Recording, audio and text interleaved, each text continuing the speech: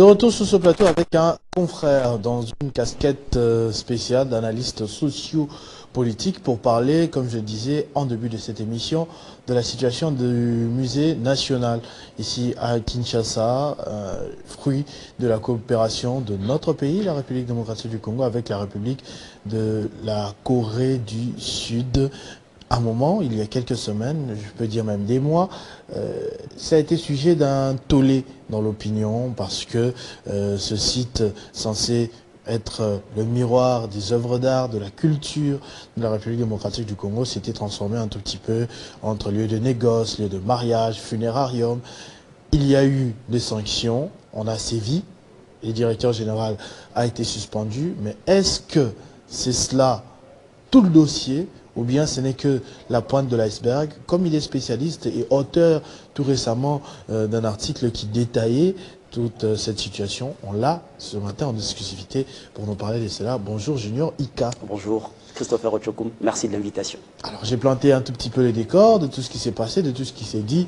À vous la parole pour nous dire qu'est-ce qui s'est réellement passé, parce qu'on a l'impression qu'il y a des mains noires ou des forces en présence dans l'ombre de gauche à droite, DG, DGA, PCA. On a entendu beaucoup d'histoires. C'est à vous de nous dire ce qui s'est réellement passé. Tout justement, j'ai suivi le débat sur la toile.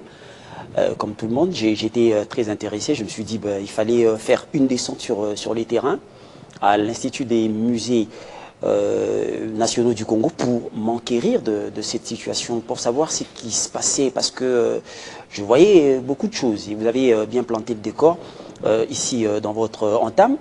Je suis descendu sur le terrain, je me suis rendu compte qu'il s'agit plutôt d'une crise interne. Et j'ai appris beaucoup de choses, Monsieur Christopher Ochokoum. Vous allez apprendre, vous aussi, durant toute cette émission. Ça veut dire que c'est une crise plutôt interne, c'est créé par des agents, ou encore, je vais dire, de cadres, certains cadres, je vais dire, de cette institution, parce que les agents vous parlent d'un DGA, Simon Siala, qui excelle dans une insubordination indescriptible, qui n'écoute pas les DG, qui a créé un camp à lui, et voilà. Et puis voilà. Et ça fait que ça crée vraiment de choses. Le climat est délétère aujourd'hui, je vais dire, au sein de l'Institut des musées nationaux du Congo. Pourquoi? Parce que les DG et les DGA, en tout cas, il n'y a pas de courant. Voilà, les torchons brûlent, en tout cas, entre les deux. Pourquoi, quand je disais forte, peut-être dans l'ombre, qu'est-ce qui peut pousser un DGA à manquer du respect ou à combattre son titulaire? Mais après, il va raconter qu'il est ami au chef de l'État et qu'il serait... trafic d'influence. Voilà, vous savez que le chef de l'État, au cours d'une de ses dernières interviews, il s'était opposé au népotisme, au clientélisme et à toute forme de trafic d'influence. Parce que nous voulons que le Congo décolle, nous voulons que ce pays qui nous est cher puisse être grand comme nous le pensons, comme nous le souhaitons. Et il faut suivre de près cette situation au niveau de l'Institut des musées nationaux du Congo pour comprendre ce qui se passe. Alors, qu'est-ce qui se passe? On a suspendu le DG Jean-Pierre Bokolé pour quelques griefs, dont des engagements abusifs. Et puis, vous avez ici, dans votre entame, parlé des activités qui se déroulent là au musée. Comment il justifie ça déjà? Mais les textes, moi en fait, je suis allé et je me suis dit, mais qu'est-ce qui se passe? Parce que moi, ça m'a intéressé. J'étais très préoccupé par cette situation. Je me dis, mais qu'est-ce qui se passe au musée et tout? Il y a des activités, il y a tout ça, tout ça. Mais qu'est-ce qui se passe? J'arrive, j'essaie de fouiner, de creuser. Je me rends compte que dans les textes qui régissent l'Institut des musées nationaux du Congo, les activités des revenus, génératrices des revenus, sont permises. Pourquoi? Parce que l'Institut des musées nationaux du Congo n'est ni financé, ni subventionné. Ça veut dire que c'est sur base de ces activités génératrices des revenus que sont payés les agents. Mais écoutez, ça peut se faire proprement, on n'est pas contre, Oui. mais quand ces activités commencent à causer la dégradation du site, on voit sur place, vous étiez là, il y a des fissures, ou encore un bon samedi, figurez-vous, on est un bon samedi, je veux aller avec ma famille visiter tout ce qu'il y a à l'intérieur du musée national, tout le spectacle qui y est proposé, mais je croise des photos d'un monsieur ou d'une dame, Aotiko Kufa, Kunabatoazo, Lela, ainsi de suite. Vous voyez quand même que c'est pas très approprié. On pourrait canaliser tout ça, c'est faire de l'argent certes, mais choisir les activités qu'il faut, pas tout faire pour l'argent. Mais je vous ai parlé ici d'une cabale, montée de toutes pièces en interne. Vous savez, quand il y a le DG et le DGA d'une entreprise ne se mettent pas d'accord sur certains points, mais c'est difficile qu'il y ait un climat, je vais dire, serein, voilà, dans cette entreprise ou dans cette institution.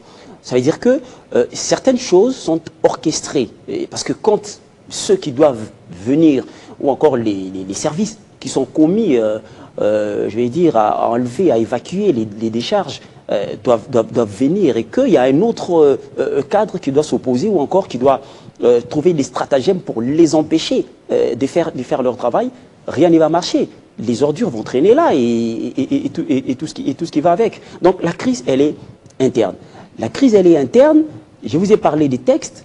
On ne va pas s'arrêter seulement au texte, dire les textes et tout ça, il faut le démontrer. Est-ce qu'en lisant, je me suis rendu compte que les textes le disent. Les textes permettent qu'il y ait des activités génératrices des revenus. Parce qu'il faut payer les agents, il faut payer ceux qui travaillent, travaillent. Il faut entretenir le site. Entretenir le site, mais aussi payer les loyers des autres musées nationaux. Parce que c'est l'Institut des musées nationaux du Congo qui paye les loyers des autres musées disséminés en République démocratique du Congo. Alors le DG, quand je fouine, je me rends compte que le DG, le directeur général suspendu, quand il est arrivé, il a trouvé, voilà, qu'il y avait beaucoup de choses. Il a trouvé beaucoup de choses qui ne marchaient pas.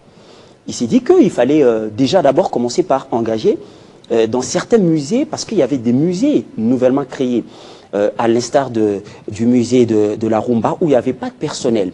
Et puis, même là où il est directeur général, est-ce que l'Institut des musées nationaux a aussi connu une carence, je vais dire, en personnel? Quand il arrive, qu'est-ce qu'il fait, lui? Il engage, mais il suit les procédures, je parle bien des procédures administratives qu'il faut et tout. Il saisit aussi le ministre du budget, et il informe, il suit toutes les procédures, ou encore voilà, tous les mécanismes pour que ces gens-là ces agents-là soient engagés. Mais il a aussi trouvé beaucoup d'agents qui étaient NP, qui n'étaient pas mécanisés, qui ont été mécanisés, et puis voilà. Alors voilà pourquoi est-ce que on l'a accusé d'engagement abusif. Mais quand j'ai essayé de fouiner, je me suis rendu compte que ce n'était vraiment pas ça. Certes, il y a des choses, comme tu es en train de le dire, vous êtes en train de le dire. Est-ce que il y a des choses qui doivent s'améliorer, il y a des choses qui doivent changer, mais aussi il faut que l'opinion comprenne que à l'interne il y a quand même une crise, parce que il y a un cadre, ou encore un DGA qui est avec son assistant Victor Motonsia, qui s'est fait passer pour un agent de l'ANER, conseiller à la présidence, intouchable, on ne peut pas lui parler et tout ça. Mais qu'est-ce qui est grave, monsieur Christopher Rochoukoum? Ce qui est grave, c'est que certains agents du secrétariat du cabinet du directeur général ont été empêchés d'accéder à leur poste de travail. Et pendant que le DG est suspendu, certains agents qui ont été révoqués pour faute grave, d'autres suspendus, ont repris le travail, parce que pour le DGA qui est là, quand tu n'es pas avec lui, tu es contre lui. Quand tu viens travailler, tu viens faire ton travail, et que tu n'entres pas dans sa démarche, tu ne l'adoubes pas, tu ne le soutiens pas lui et tout, voilà, il les prend mal, il se dit, voilà, tu es contre. Et là, c'est ce qui se passe maintenant. Il y a certains agents qui ne savent pas accéder à au lieu de service. Pourquoi? Parce que le DG est suspendu sous prétexte qu'il serait allié du DGA qui est à la base. C'est ça le climat aujourd'hui au sein de l'Institut des musées nationaux de la République démocratique du Congo. Donc c'est tout ça. Et parlant de l'article du texte, j'ai parlé de l'article 34 de la loi 08/009 du 7 juillet 2008 qui permet tout justement au DG, au directeur général, cette loi est applicable aux établissements publics. Et voilà, elle permet au DG, au directeur général, d'engager quand il y a besoin. Et quand il est arrivé, il y avait exactement besoin, les DG à engager en suivant les procédures ou encore les mécanismes qui s'imposent pour que ces gens ou encore ces agents puissent être engagés. Donc c'est ça le climat au sein du musée. À votre avis, quelle sera l'issue? On doit s'attendre à quoi dans les prochains jours? Mais il faut déjà d'abord alerter, comme nous sommes en train de les faire là. Vous êtes également journaliste. Il faut vraiment marteler dessus. Pourquoi? Parce que ce qui se passe au musée, à l'Institut des musées nationaux aujourd'hui, c'est ce qu'il y a le népotisme, si vous voulez, le clientélisme et le trafic d'influence est en train de... ces tares-là sont en train de s'installer. Et le chef de l'État était contre ça, je le disais tantôt, lors d'une interview, pour dire qu'il suffit qu'on vous vilipende sur la toile, qu'on dise que M. Christopher Ochoku met ceci, cela, sans qu'on ne puisse vérifier, c'est fini. Votre réputation part en fumée et voilà, vous ne savez pas comment faire. Certes, il y a des choses à rectifier. Certes, il y a des choses qui doivent changer. Je ne dis pas que tout se passe bien là-bas. Vous avez énuméré certains vices ici. Je suis d'accord avec vous pour certains éléments, mais le climat, il est celui-là au sein de l'Institut des musées nationaux de la République démocratique du Congo. C'est que ces deux camps aujourd'hui qui, je vais dire, qui se réclament, en fait pas deux camps, mais il y a un camp qui se réclame être très proche du chef de l'État, le chef de l'État Félix-Antoine Tshisekedi, et voilà, qui dit qu'ils vont faire tout ce qu'ils veulent, ceux qui sont dans ces camps-là, ils vont faire tout ce qu'ils veulent, et voilà qu'il y a des agents qui ne savent pas travailler aujourd'hui parce qu'il y a un DG qui est suspendu et on leur met cette casquette-là d'allié au directeur général.